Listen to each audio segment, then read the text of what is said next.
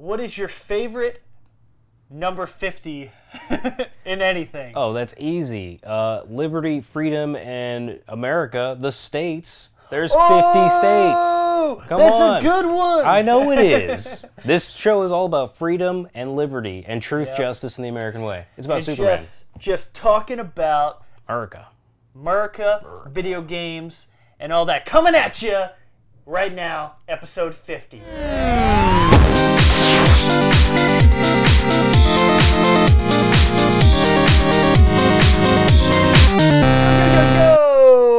Welcome everybody to episode 50. I will repeat that. Episode 50 of Multiplayered. I am one of your hosts, Zach Matscanis, alongside Javier Ortiz, that's me. Yeah. Okay, you usually say my name. I know. I wanted to throw you off your game today because this is episode 50. This is it's a milestone. It is. It's a big milestone for Multiplayered. We've been doing this for over a year now, which is kind of crazy. Yeah. Wow. Isn't that kind of crazy to think about? So I guess we know roughly about 50 episodes a year is what we can do. Yeah, I guess so. God, Yep. Where's time's gone? I feel like I've wasted so much of my life. Yep, that's probably video games. I know that's mine. I have I think close to 1,500 hours in Overwatch now. Jeez. I know it's quite a bit. It's a little ridiculous. And speaking of Overwatch, this man, if you're watching this on YouTube, or Patreon. This man. Or Patreon. This man is wearing a really cool shirt. It is a cool shirt. It's a Philadelphia Fusion shirt because I represent my hometown city. I mean they went to the. It's got that whiz colored. It's even got the this cool patch that says inaugural season, so it's it's from season 1. But yeah, no, I was I like watching the league and stuff, and the finals just happened where they played London Spitfire, and I went to the shop and there's some really cool items for sale, and everything was on sale, which is like Overwatch.com/shop or something like that. Yeah, I mean you could just Google Overwatch League store, and then you can pick whatever team you want, and they have a bunch of merchandise for each team. But it's really cool. I like the shirt. They had long sleeve. They have jerseys. They got pants and stuff. It's really nice. If my facts are correct, the money goes towards the actual team that you are buying the merchandise for. You're basically supporting your team, which is pretty cool. I mean these teams they need money to survive and to to thrive and become successful. Everything needs funding, so I mean always support your hometown cities and your teams, and I mean it doesn't have to be your hometown, but always support the people you love. Hey, like us. Which it's actually a good segue. Just real quick, don't forget we are all over the place, in your ears and in your face, right? YouTube, iTunes, Google Play, Stitcher, Spotify. Yep. We're everywhere, man. We are everywhere. With 50 whole episodes. And you can also check out our Patreon at patreon.com/multiplayered, where you can throw us a couple of tokens. We'll go with tokens this week. Couple of clams, couple of Philly cheesesteaks. Our way. You could do that. And you get some sweet bonus episodes every other Friday on Patreon. And it's just a good time. So, it was fun. Always check out all of that fun stuff. So, going back to Overwatch, going back to all that fun stuff. Yeah. I mean, I don't know if you watched any of it. I didn't watch the finals. So I know who won. Yeah, I mean, London won. Congrats to the London Spitfire for winning the league. They were crazy hot throughout the playoffs. But yeah, it was an awesome match. I mean, watching some of these players, the stuff that they can do it's pretty incredible. Yeah, it's always crazy kind of seeing what the Widows can do at that level. Yeah. It's just nasty. It's super nasty. Yeah, the fact that you're just all right, I'm just gonna web swing my way up to the top and just pop off a couple of shots and all right, cool, a couple KOs and let's go. Yeah, it's obviously we're PS4 guys, mostly console boys. Console guys. As I like to call us, and so it's you see Widows, even really good Widows at our level, or Widows on the console side. It's just it's a night and day difference because obviously keyboard and mouse is always a little bit better. The speed that they have, that they can just pop shots off on the keyboard and mouse is just insane. Yeah, you see Tracer players and Genjis and stuff. It's good lord. Yeah, it's you can see how this game was designed for the PC. It's incredible how good they are. But yeah, I mean it's either way. If you haven't watched it, you can watch replays on Overwatch's the league's website. I don't know if they have YouTube, but I usually go on their website. I would and watch. assume they would. Maybe I haven't checked, but I know that their league website you can watch all the replays, which I think is really cool. Like I wish like live action sports did that, but we could watch replays of games. Like you can't do that. Yeah, I think unless it's like highlights on like ESPN. Yeah, that's what I was gonna say. I think they do like highlights and stuff, but to see like full games, I'm sure there's some sort of contractual reason why they can't. You know, it's like. Oh, Fox has the rights to the full thing, or whatever the channel is. It's I don't know. Yeah, but I wish they could do that. But yeah, the Overwatch League, you can watch all the replays of all the games pretty much. It's really cool. So yeah, I mean, it's if you're in Overwatch and you want to watch some pro players and base your style off them, it's 2 great teams are available to watch in the finals. So for sure, and the Overwatch League is definitely not going anywhere anytime soon. Oh no! So we talked about a few weeks ago. First off, Disney signed their exclusive deal. Yep. So they're going to get broadcasting rights and. Yep. The House of Mouse. Yeah. Just doubling down. Yeah, exactly. And now it's reported that there are going to be 6 new teams entering the fray, and it's going to cost whatever person or corporation or franchise that's investing in these teams between $30 to $60 million just to have their team in the league. Yeah, I was thinking about this the other day. I was thinking about something like Overwatch, and it's like, it's sort of like it's interesting to think about that as a business and how like a typical like video game franchise or game or whatever. Or at least in the past things are changing exponentially now, but it used to be like. You get a game, you develop it, everything, you release it, and it's like it's $60 or $50 or whatever the price was at the time, and that's like you sold 1 million copies of your game, so we made X amount of money. But I think about things like Overwatch, and it's like obviously you probably I think they have like 20 or 30 million people that play Overwatch. Oh yeah, and probably. It's like. It's like there's loot boxes and stuff, but it's like at the end of the day, like all their content's free, and it's like it's weird to think about them like making money off that game, like enough money for them to be supporting it as much as they are. But then you think about stuff like the Overwatch League, and they just obviously they're getting sponsorship deals. You have these teams that are dropping $60 million to have a team, like Atlanta has already signed on to have a team, Atlanta, Georgia. And it's like who knows like what they're paying. Maybe they're paying in like Georgia peaches, $50 million worth of peaches. Who knows? It's either way, it's a lot. So it's kind of crazy like where video games are going, where it's just like okay, so we have our $60 game, but then like we have all this free content that comes out. But then we make money off of like sponsorships and people like wanting to just have a team within like this league we're going to create. And they're putting so much money into Plus a Disney property like asking this for broadcasting ability. Right. I'm sure that was like a fat paycheck. Which just Disney takes another step closer to ruling the world. Yep, pretty much. Yeah. So it's it's good to see that obviously Blizzard is on the right track with like where kind of esports are going and where like these sort of games as a service should be going. Yeah. And it's just good to see that kind of flourishing and thriving, and I'm looking forward to how just huge this is going to get. Oh yeah, and this is within a few years here. This is definitely going to go worldwide as well, because we got the article pulled up, and it says that according to Blizzard Esports League CEO Pete Viastelica, sorry if I mispronounced your name, the league is looking to add 6 new teams across Europe, North America, and Asia Oceania for next season. So we're probably going to get an Australia team. Which would be cool. Yeah, an additional... From down under. From down under. The Junkrat Roadhog team. There's definitely going to be probably another Asian team, I would imagine. Maybe even there could be a second Korean team or Japanese team. And then I wouldn't be surprised if... Does Japan have a team? No. No, it's just China and South Korea. Yeah, I was going to say, like, that'd be a good one. Yeah, Japan should definitely have one. Yeah, I would imagine Japan will get one, probably like France or Germany, another big European location for Overwatch.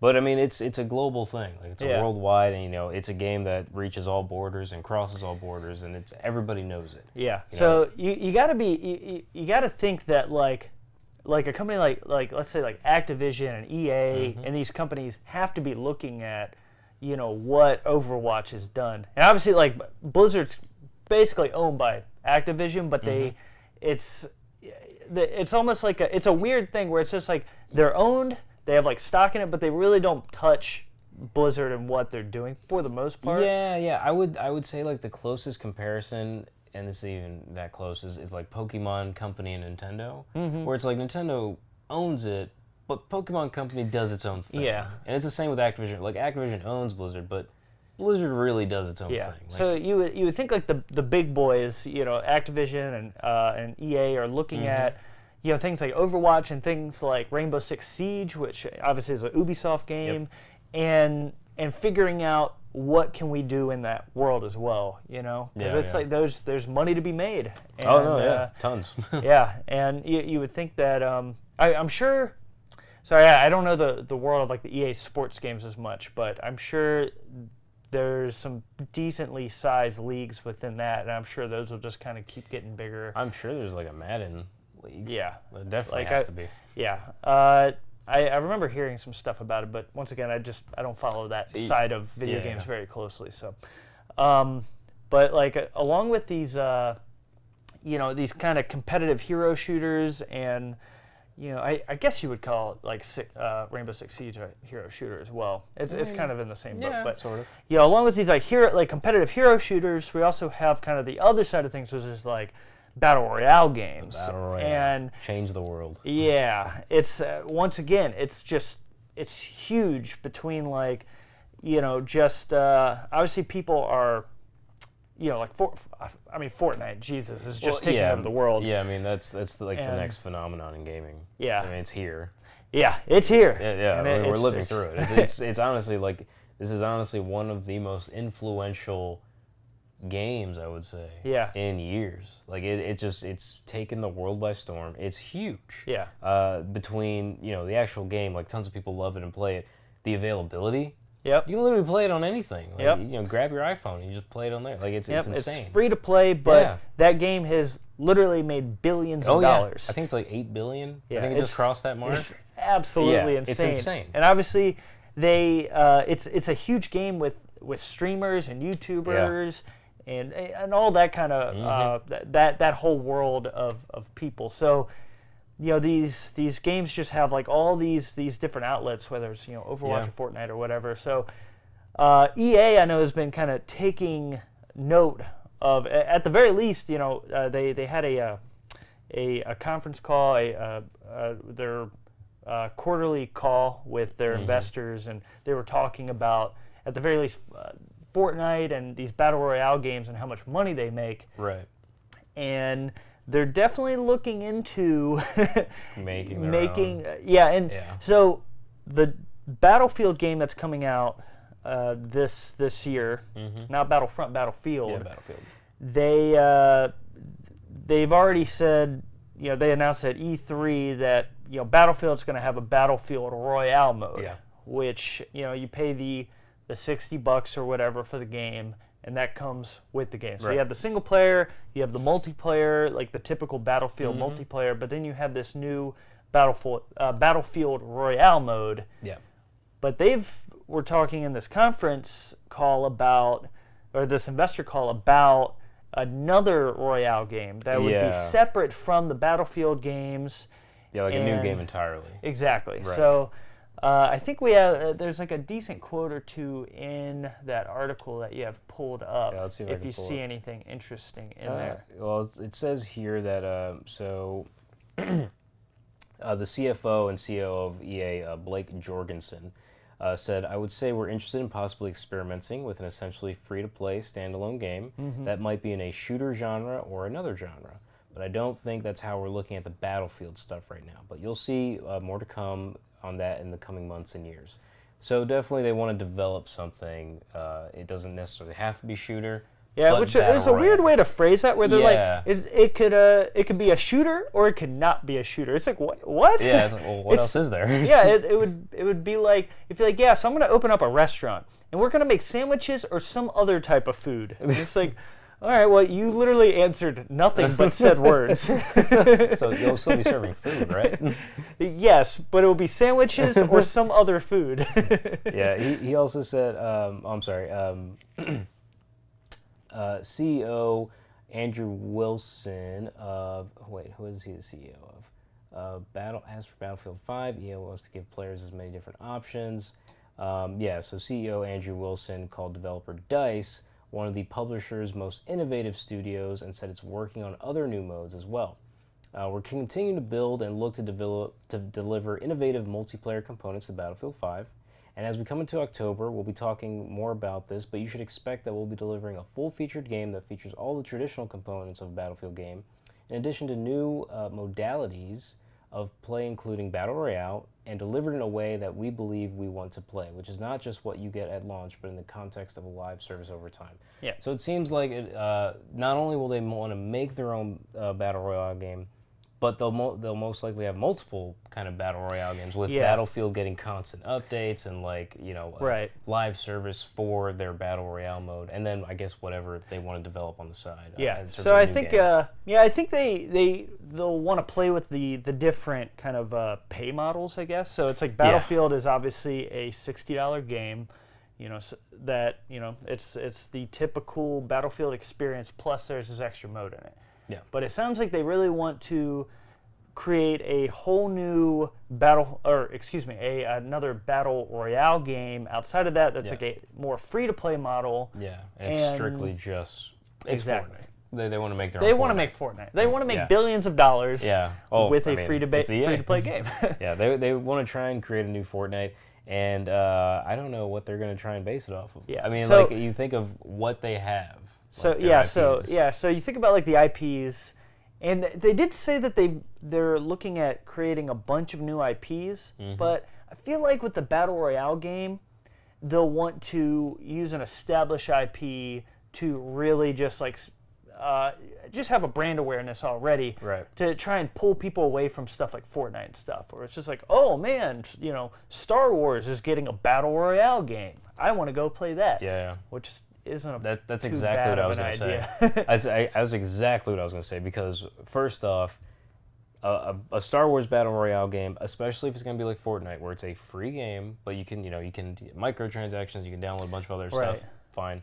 But if you do a Star Wars free Battle Royale game, one, you kind of get off the heels of Battlefield 2, which a lot of people were left, where they're just like, oh man, I paid $60 plus for this game. A lot of people paid like $100 for that game, and then they're like, oh, and then there's like a pay to win option. The loot boxes don't drop anything. This is nonsense. But there's also the fact that they do that. It kind of leaves a good taste in players' mouths, just because they're like, okay, a free Star Wars game and it's Battle Royale, that's kind of cool. A bunch of the possibilities there are endless. You could do a lot of cool stuff with that. But then on top of that, if I'm EA, I gotta please Disney, because we signed a deal and we have not really delivered. They've made 2 games since 2013 based off of Star Wars. Yeah, and it was a 10-year deal as well. So and both of those games were just, nobody liked them. Yeah. I mean, and Battlefield 2, now they're trying to, now they're, people are in good graces again, where they did a lot of stuff to fix it, which is good. Yeah. But still, your initial window, as soon as you come out, is your biggest window. Yeah, and I would say that game probably made enough money to cover their costs, but it wasn't like the, you think about something like the movie Solo, where I think that game or that movie, like, it covered its costs, but it didn't do what it wanted it to do, which is just raking billions of revenue. If you have a property owned by Disney, and I'm Disney, I am all of Disney. You're Frank Disney. I'm just like, okay, you covered the cost, but where's all my extra money? Yeah. Like, I need my money. Like, I'm Disney. I need at least a $1 billion check on my desk by Friday. Because as much as you want to say, like, it covered cost, when I hear that, I'm just like, it didn't cover cost. Yeah. Because there's so much more that you need that exceeds expectations that you bank as normal revenue. Like, you need more than just covering costs, because at the end of the day, you're losing money if you do that. Right. You're not gaining anything. So I would say, like, they need to do something with Star Wars that, one, makes people happy, 2 makes Disney happy, and 3 I think gets a lot of kids back on good sides with them. I think you could do something almost in like the Star Wars Clone Wars universe, where it's just like, you know, give it that style of animation where it wouldn't take as long to develop something like that. It wouldn't be as graphic intensive, where, you know, you could put this on your PS4, your Xbox One, your phone, your mom, your dog, your grandma, Switch, and just kind of do that same exact Fortnite model, where it's like you can play this anywhere with your friends at all times on anything. You know, you can play, you know, all those heroes that you love, but you can also play, like, you know, droids and, you know, all, just throw everything within that Star Wars universe into a game where, you know, 100, you know, Star Wars people crash onto a planet. Yeah, I mean, you could be you like know, Planet Island. You could be 100 stormtroopers flying in, or like 100 droids, or it doesn't even matter. Excuse me. Ugh. It doesn't matter what it could be. I mean, the universe of Star Wars is so huge, and there's so much to pull from, and you could do tie-ins with the movies. Like Fortnite did a Thanos thing from Avengers. I know, right? Like, how does that even happen? Yeah, you can easily do that with Disney. Yeah, it would be kind of cool, like on that, you know, Planet Island or whatever they're on. Like for the storm that circles around them, it's just the Death Star just like cutting just the map out. You know, it's just like just shooting a laser down, and it's just blasting away. You're just like, oh god! There's tons of options you can do. I think if you're gonna do a battle royale, I think that's the most obvious thing, because you need Star Wars to do well. Because if you don't, I'm sure Disney's gonna, you know, Disney. Yeah, they're just gonna look at somebody like Blizzard, and it's like, hey, you're just raking in money doing stuff. Yeah. Make us a new game. Make us a new Star Wars. But it's also like, if I'm Disney and EA doesn't show me that they're worthy of handling the Star Wars franchises, I would just be like, all right, I'm gonna do everything we can to get out of this deal, because you guys clearly can't do what we need you to do. So screw you. Like, I mean, it's. If I'm EA, I'm like sweating to try and please Disney. I know, right? It's like, you don't want to lose that deal. No, it's like, that's that would be a huge loss. And the most hope you have is the untitled Star Wars game that's coming out. That's been in development for I don't know how long. Too long, because it kind of got like canceled and then like sort of reworked. Yeah, like shuffled around. So like, you know, I don't know. Who knows what's going on? Yeah, they need help. I would honestly say, I don't have the everything in front of me as far as like the numbers and whatnot, and what the revenue is, but they have a Star Wars like card game or it's like a card game, but you can also do some other stuff in it for mobile. Mobile. Yeah, and I'm sure that's just raking in gargantuan amounts of money. I tried it when it first came out. I didn't like it. No? No, it was just, I don't know. It wasn't that much fun. Mobile though, man. It's crazy. Yeah, I don't know how well that's done. I remember playing it for the first time because I thought it was, you know, it was a free Star Wars game on my phone, but I didn't really like it. Yeah. Well, I have one other like cool idea for an EA Battlefield, or excuse me, Battle Royale game that I think would be pretty interesting. So I think something, I won't say it's as big as Star Wars, but I'd say it's actually not. It might be bigger than Star Wars. Football. Oh, yeah. FIFA Battle Royale. I would say that's bigger than Star Wars. That's a worldwide thing. Yeah, exactly. So it's just, I mean, Star Wars kind of is at this point as well. I mean, it's a huge franchise. Like, I know people who play FIFA who I just would never expect them to play FIFA. But, like, I don't know, I'd like to see the numbers to see how much FIFA as a company makes. Yeah. FIFA as a company makes, and then like Star Wars as a brand makes, and see like which one in comparison. But like a FIFA Battle Royale game, if 100 soccer players, just 100 soccer players just are just put on like this giant field, and you basically have to like you have to run around. You start off with like nothing. You have to find cleats. Just in a pair of shorts. You got to find shin guards. You get like different jerseys, like different like players' jerseys that give you different boosts. It's like, oh man, this player. Increase speed. This dude's like the fastest football player in the world. I got his jersey on now. I'm like super quick. Yeah. And it's like I could do these sweet moves with the soccer ball. You got to find soccer balls. I mean, it would be an interesting, it's interesting concept. you know, have fun with it. Exactly. That's what I'm saying. It's like, you know, take it almost like an NBA Jam approach where it's just like, just get crazy with it, you know? Have some fun. Know this is just, it's a ridiculous concept with a ridiculous premise, and it's just go with it. It's just, why not? I mean, have fun with it. I mean, yeah. It's just like in a world where, you know, just everything's been destroyed except for, you know, FIFA. And it's just only FIFA stands. An asteroid hit the planet and only FIFA survived. Just FIFA as a whole. Yeah, it's just like, what? That makes no sense. Well, I'm also a soccer player dropping onto the world's biggest field, and there's a storm closing in. I mean, why not? Why? I mean, just get crazy with it. Yeah, just make a fun, crazy game. Like, honestly, I'd play that. Yeah. I'd play that over regular FIFA. Like, I joked about it before we started shooting, and then I thought about it. It's like, you know, I would actually play that. Yeah. I would play a FIFA Battle Royale game. Actually sounds a lot fun. More than a FIFA video game. Yeah, and essentially, it's like, there can only be one. It's like Highlander, so you got to find the ball. Yeah. You got to keep the ball. You got to keep yourself alive with the ball. Just kind of capture the flag, kill the man with the ball kind of mentality. Yeah, so it could be something. I think it'd be kind of cool. Yeah. And I think FIFA is like their biggest revenue source year over year for EA. I'm pretty positive. That doesn't surprise me. Yeah, I mean, it's huge. It's very big. Yeah. I mean, and all their additional DLC, or not DLC, like they're just the stuff that you buy, like the cards, and I'm not in that world. Sorry, people, but I know people that play that game, and there's just like all this like kind of you pay to win kind of it's just microtransactions, pay to win kind of stuff that you can get for certain modes in the game.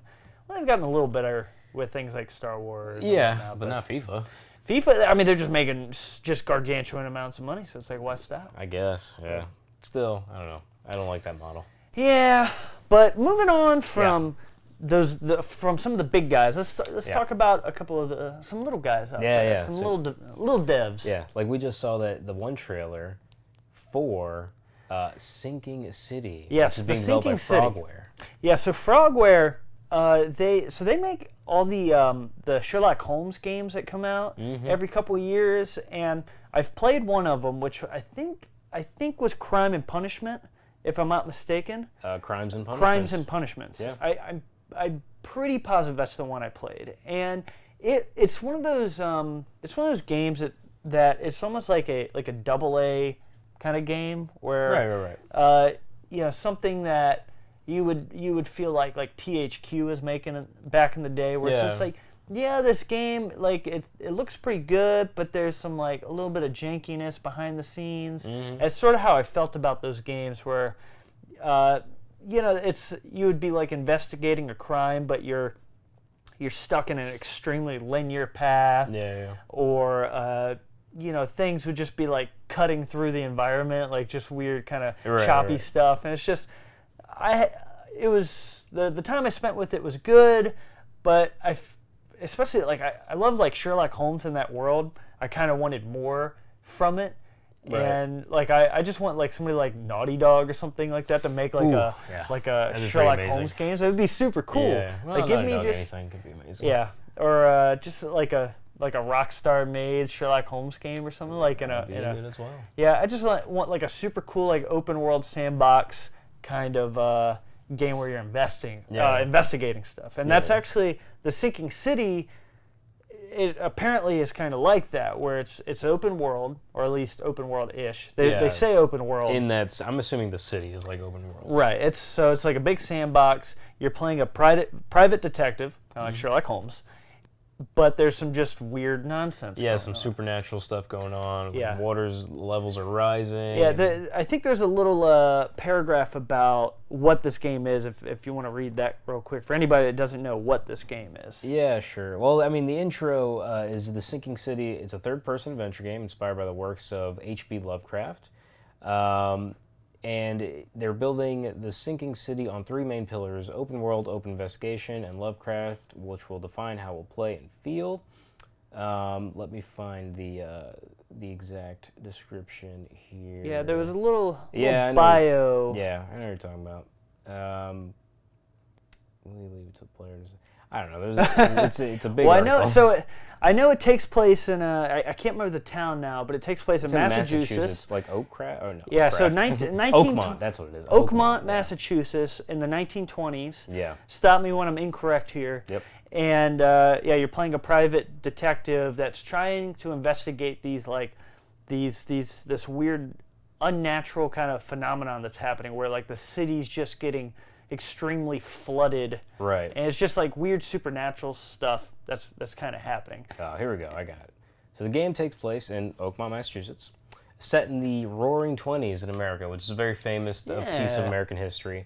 It's a very distinct and often romanticized period of time. Prohibition, jazz, gangsters ruled America at that point. Well, Prohibition was the 30s. I think it was 1929. I'm just reading. All right, well, I'll believe this is also based on Lovecraft, which is not real. So I mean, who knows? They can do whatever they want. It's their game. All right, I'll allow it. Besides that, Oakmont is a very strange place with its fair share of dark and sinister secrets. The city has been mostly secluded from the mainland since its very foundation in the 17th century. Local inhabitants are really not fond of strangers and are protective of their rules and traditions. So it seems kind of like a very small, kind of closed-off town, city place. I can get like a Wicker Man feel, where it's like they're secluded from the rest of the world. Yeah. And they kind of do their own thing, and they don't trust people from the outside. So maybe you're a private eye going into that city to investigate. And there are weird things happening, and you can't trust anybody, and you're kind of going crazy because Lovecraft is all about going insane. Yeah, it definitely seems like there's a lot of psychological elements in this game. Yeah, like in the trailer, you saw him shaving, and there were just tentacles popping out of his face. Yeah. And at first, I thought of Davy Jones from Pirates of the Caribbean because he's got a tentacle beard. Yeah, yeah. And then I was like, oh, Cthulhu. So it almost like it reminded me kind of like the first like Prey trailer that I ever saw, where he's like looking in the mirror, he's got like the crazy bloodshot eyes. Yeah. So it kind of reminded me of that, but. Yeah, I was getting like some vibes of kind of like the new vampire game that came out. Yeah. A little bit of like Bloodborne or something like that in there. Yeah, if it's anything like Bloodborne. I mean, it says here that there's a flood that happens, and then with that flood came frightening monsters that now roam the streets of Oakmont. Yeah. So it's like, if you can give me like detective, private eye investigation stuff, which a lot of Lovecrafty things are based off of. Right. With a little bit of Bloodborne horror and like monster design. Some freaky psychological stuff mixed with monsters that are actually attacking you. That sounds like a bad time for this detective. It sounds like a good time for me. Yeah, exactly. So, I'm definitely excited to kind of keep an eye on this game. I think it's coming out, I think they said March of 2019, if I'm not mistaken, is sort of what they were looking at. Hold on, let me see if I can find that. It's not pretty positive, but while you're looking at that, I'll continue my ramblings here. But so it just, I definitely want to kind of keep an eye on this game. I'm excited for it, but like kind of playing the Sherlock Holmes games, I'm hoping that these guys are sort of taking that next big step to getting closer to like doing some bigger AAA kind of titles. Yeah, it would be cool. Because man, it's just a cool idea. Like it is. You know me, man. I love just weird kind of mystery sort of stuff, and I love like alternate realities and alternate histories. Like and just like weird worlds. Like I'm a big Dishonored fan, and just like that world is just oozing with just weird stuff that's going on, like weird creatures. By the way, it says and March 21st, 2019.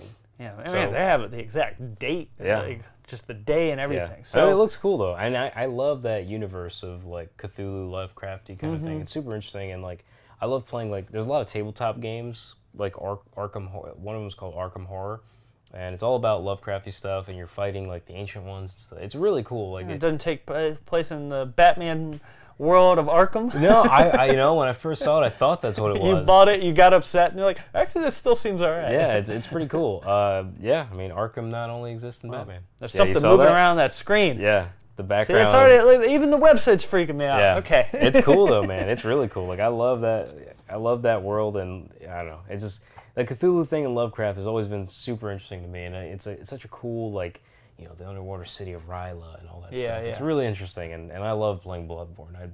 absolutely adore that game. So yeah, it should be cool. So keep an eye out for Sinking City, The Sinking City. March 21st. Check it out when it comes out. 2019. Can't wait. So yeah, we'll keep reporting on that because that seems like a cool game. You know what also seems cool? Mario Kart. But you know what is also cool about Mario Kart? Not SpongeBob? No. Well, no. So Mario Kart like paved the way for great kart racers, right? But never as good as Mario Kart. But never as good as Mario Kart. Well, Crash Team Racing was really good. I stand by that. But now Nickelodeon is apparently announcing that they're going to make their own kart racer with all their IPs, and so you're going to have at least 12 iconic Nickelodeon characters like SpongeBob and the Turtles and Hey Arnold are going to be in a kart racer, and I thought that was really fun. I like Nickelodeon. I like kart racer games, so it should be pretty cool if we get a Nickelodeon-based one. It's so weird having like the Ninja Turtles in a kart racing game with SpongeBob and like the Rugrats. Yeah, like Rugrats and stuff. It just seems like complete nonsense. Yeah, but you know what? I love these kind of I love when things like Nickelodeon or Cartoon Network or like Nintendo with Smash, they kind of take all their IPs and they just kind of throw them together in a game. Yeah, sure, why not? It's always super fun when you do that kind of stuff. Yeah. Like Cartoon Network, I forget what it was called, but they had their own like Smash kind of game like years ago. I think it was on the GameCube or the Wii.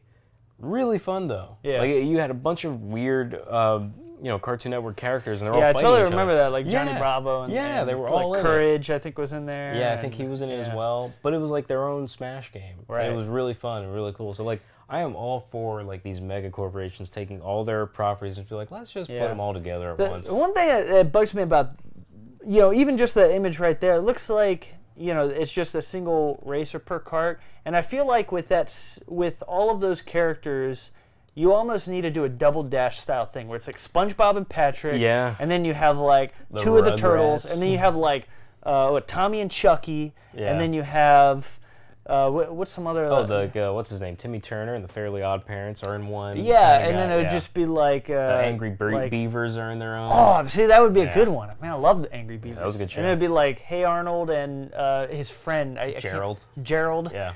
Yeah, so it's just like, I feel like it should be teams of two. I mean, it might be. Maybe that's just me. Well, I see Patrick and SpongeBob in their own karts. That's just, I don't know where that picture's from. It could be anything. It could be fan-made for all of it.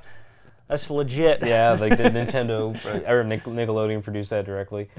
It just says that they're going to be making one. There's no release date or anything yet. This came out not like a few days ago, so either way, it should be really interesting. Like, I'm all for these kinds of games with all wacky characters just together in one, in vein of Who Framed Roger Rabbit, Looney Tunes, Space Jam. I love when you got companies that's just like, let's just put everything together. Just throw some of the really good classics in there, like Invader Zim or something like that. Or, that's actually coming back. I know, right? Isn't that crazy? Be awesome. So it'd be cool if he's in there, and then something like they probably wouldn't, but like Ren and Stimpy would be great in there. Yeah, or like Rocco and Heifer. Rocco Honors. Man, some good ones. There's a lot. Wait, that wasn't Cartoon Network, right? No, it was Nickelodeon. Yeah, man, it's so crazy to think about. Yeah, I know. It's crazy to think that Ren and Stimpy was a Nickelodeon show. That's really weird. It's like, man, you go back and watch some of those episodes. It is weird. That is super weird. Not for children. If you've never seen Ren and Stimpy, you should check it out. Yeah, it's a very weird show. Yeah, definitely not for kids. But yeah, I thought that would be really interesting. I can't wait for that to come out. Yeah. So kind of moving on from that, we have a couple more things to chat about here. We're getting close to time. Mike's already yelling at us. Yeah. That jerk. But one thing I wanted to talk about just a little bit here. Obviously, we mentioned at the top of the show, we are at the 50 episode mark. 50. The old 50. Half a century. Half a century. We're old. In YouTube and podcast terms. Yeah. And I just kind of wanted to take a few minutes and just sort of like, sort of talk about where we're at, where we want to go, all that fun stuff. Just get a little more casual with this for a second. Sure. Let's get casual. Yeah, just kick back. Yeah. How are you feeling? I'm feeling good. Yeah? I'm feeling a little warm. It's a little warm in here. It's a little warm in here. But besides that, no, it's exciting. Yeah. There's a lot of big opportunities ahead. We're think going to be so, doing too. a lot of fun stuff coming up in the next few weeks, I think.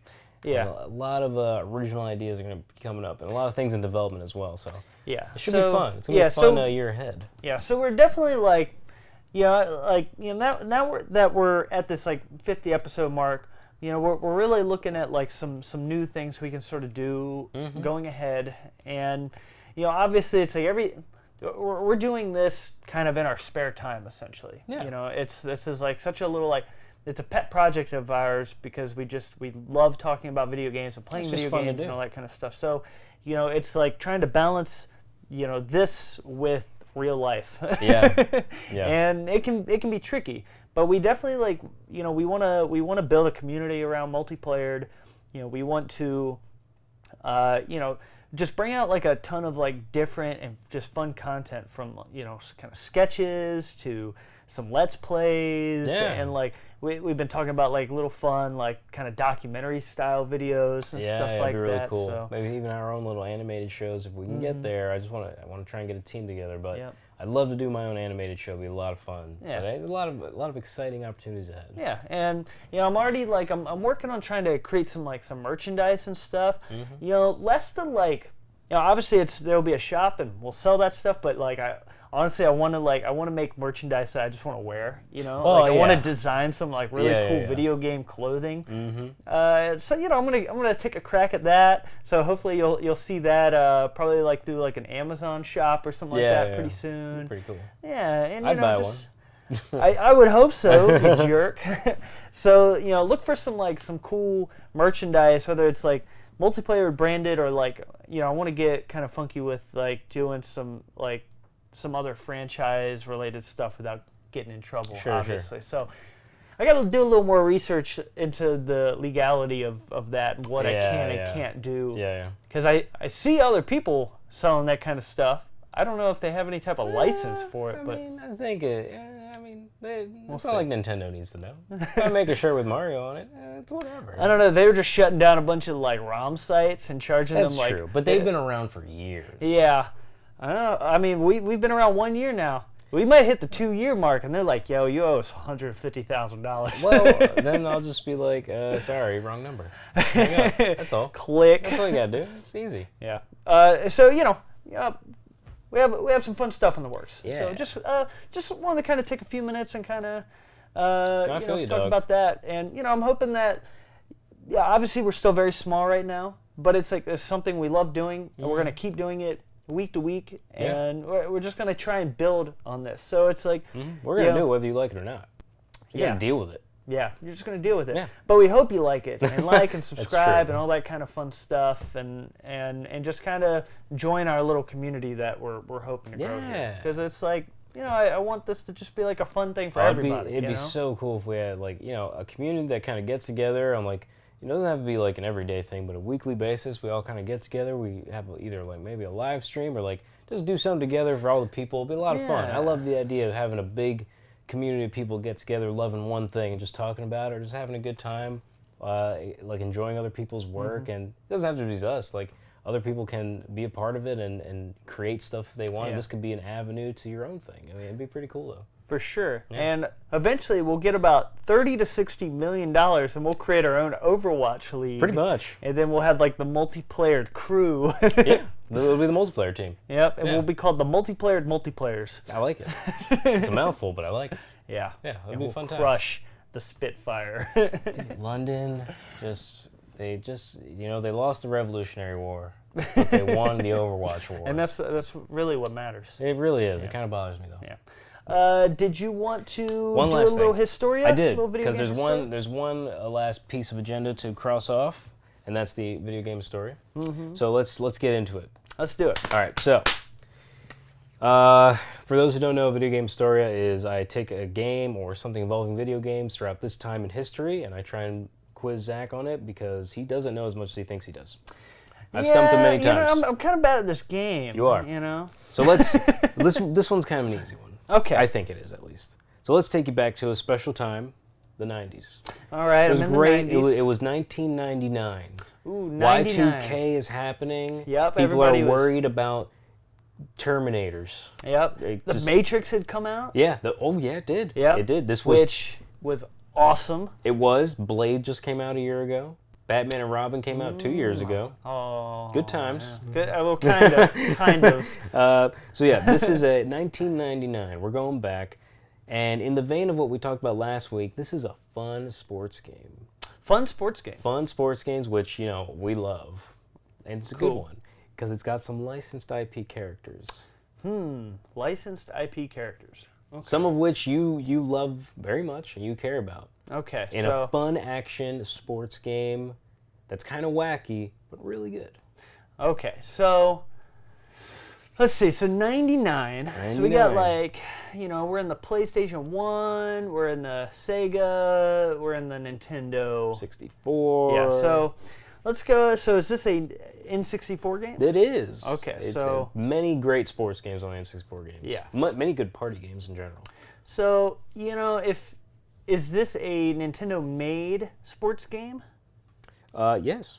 Cool. Well, let me rephrase that. Let me give you the developer and publisher.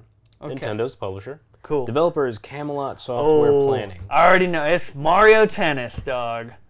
What? Really? You're wrong. Oh, wow. You suck. Well, Camelot makes all their tennis games. Wow, you were so sure of yourself. I'm so glad it's on camera because you're wrong.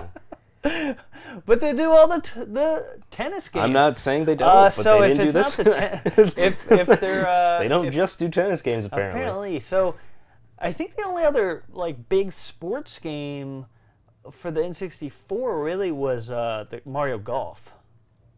Yeah? Mario Golf! Woo! You finally got one! It's about time! Mario Golf! Mom, Dad, I don't suck at life! North American release, July 26th, 1999. This bad boy came out. And also had a portable version on the Game Boy Color. Which is also a pretty good port. So the Mario, that was in like I think the peak of like the handheld kind of golf and tennis games. So it's like those were like super cool games. I totally dig the ones that were coming out for like the color and the advance and all that. Well, the best part about it was like the transfer packs on the N64. Like a lot of them used for Pokemon Stadium. You could do it with your Game Boy Color and like import your character and stuff. Oh, I didn't know that for the Mario Golf game. Wow. Yeah. This game features transfer pack compatibility. Players are able to upload characters and data found on the Game Boy version to the N64. That's super cool, man. Yeah, dude. Nintendo's kind of like stuff.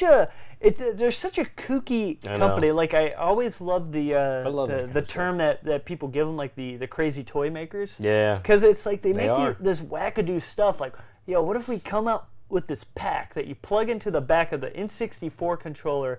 You plug your Game Boy game into it, and you can like transfer data. It's just so weird. The first time I played Pokemon Red and Yellow on a big TV, and by big TV I mean maybe like a 30-inch CRT, but it was just awesome. Yeah, like being able to play on that big TV, I was like, oh, this is the future. Yeah. What was blowing my mind back in the day was like the Super Game Boy for the Super Nintendo, because you could plug in any Game Boy game and play it. Yeah, and just doing that sort of blew my mind. Yeah. So it's like doing things with like the little Game Boy cartridge for like Pokemon Stadium and stuff like that was like super rad. And it's like the fact that it was doing things with like Mario Golf, and there's probably 20 other games that I had no idea. Oh yeah, I'm sure there were many more. Yeah, because I mean when I was younger, like I used the transfer pack for Pokemon Stadium, and then my cousin had Mario Golf, and that's the only time I ever used it. Yeah. And I've never touched it for any other reason. Because I didn't know what else you could use it for. Yeah, I bet there was something with Hey You Pikachu. Probably. I would guess. Yeah, but who knows? Yeah, I mean Pokemon Snap or something. Yeah, we can do a little more research. Maybe we go bonus round, the transfer pack bonus round. That would be a cool one. I'd be down for that. Or like Nintendo accessory bonus round. Ooh, but that's gonna be. They do a lot of accessories. Oh, they do. I mean, you got the Game Boy camera. Which the original selfie. We should just do like a top 10 accessories for It'd be a cool That's one. easy. Yeah. I mean, you can do that easily. But anyway, good stuff. Cool, we did it. So that is episode 50 50 of multiplayer. Half a century. We're getting old. So for the people that have stuck around for these 50 episodes, thank you so much. I love you. We just love the heck out of you. you. And it's like, if you ever need anything from me, just ask. Yeah, like money, any of that money, stuff. Favors, political affiliations. If you need this man to get you out of jail, he will come make your bail. All that fun stuff. I'll get you out of jail with the bail. It's that easy. But yeah, so it's been like a fun ride so far. It has. With these for this past year. Yeah. It's like like we've had some growing pains and all that kind of fun stuff, trying to like just sort of get this off the ground. But it's like it's been a heck of a lot of fun. It has. And I'm going to walk away now because my time's over. So. Yeah. And it's just, it was fun, fired. guys. It was fun. I'll never see you again. Yeah, so we hope you stick around for the next 50 episodes and beyond. Yeah. So, we're gonna be here for the long haul. We have some fun stuff in the works. Good and we will be coming at you every Tuesday with more fun action, and every other Friday with a bonus round. If you're watching this on YouTube, you get those episodes the following Friday. But be sure to check us out at patreon.com/multiplayer, where you can get those bonus rounds early, and you can support us, help keep the lights on, all that fun stuff. Be sure to follow us at GoMultiplayered, and then you can also follow us at our personal fun sites, our Twitters, our Instagrams. Instas. The Grams is the Instas. As the kids call them. Yep. I'm at Zack Matzganis, ZackMatzganis. Don't know, spell your own name. And I know, right? Terrible. And where can we find you? I'm on Twitter and Instagram as well at Jumpman_Ortiz, O-R-T-I-Z. Yeah, and we're gonna try and do some more with our social media stuff. I need to post more. It's just time. It's also like we just didn't grow up with it. I know, it's right? hard. I'm serious. I'm such an old man at heart. Oh, but yeah. I'll get there. Yeah. I'm gonna be there with you, the kids. I'm gonna figure out the Twitters. I'm gonna hire an intern to do it for me, but it'll be good. Intern for the Instas. Intern for Insta. There you go. Come on. The interngrams. Yeah. Interngram. And just a last shout out to our boy DJ CUTMAN for that sweet chiptune music. Thank you so much. Your stuff rocks. Yeah, I love you too. Thank you for all 50 episodes of that music. And that is it for this show. So thank you so much, everybody. We will see you next time. Keep on grinding. We'll see you at the respawn. Love you, baby. Later. Episode 50. 50. 50. 50. 50. The nifty. 50. We'd like to give a big ol' special thank you to Jaden Lawrence, Arturo Madeira, and Mercha Dan Kropatariu. If you want to receive shoutouts like these awesome, beautiful people, be sure to check out our Patreon at patreon.com/multiplayered. See you next time, players.